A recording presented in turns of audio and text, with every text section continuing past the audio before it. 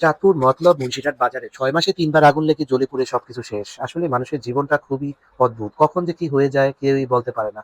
আল্লাহর রহমতে দোকানের ভিতরে কেউ ছিল না, না হলে তো পুড়ে ছাই হয়ে যেত। আমি দেখেছি আমাদের নিজেদের বাড়িতে কয়েকবার আগুন লেগে সব জ্বলে পুড়ে ছাই হয়েছে। এবং আমাদের এলাকাতে বঙ্গবন্ধু সড়কে একবার একটি বাসাতে আগুন লেগে, সেই বাসাতে তেলের টাঙ্কি ছিল আর পেট্রোল পাম্পের মতো তারা তেল বিক্রি করতো, সেই জ্বলে পুড়ে একই ফ্যামিলির ৫ জন মারা গেছিল জ্বলে পুড়ে।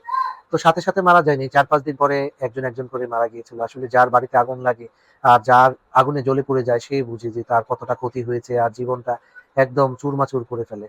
আল্লাহ তালা নীলা খেলা বুঝা বড় দায়।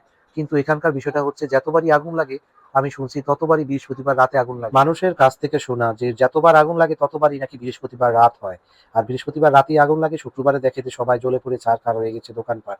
বিষয়টা ভাবার, বিষয়টা জানা, সবাই বিষয়টা তদন্ত করে বের করা উচিত কিসের থেকে আগুন লাগে। বারবার এই আগুন লেগে জ্বলে পুড়ে ছারখার হয়ে যায় সবার, গুলি ছারখার হয়ে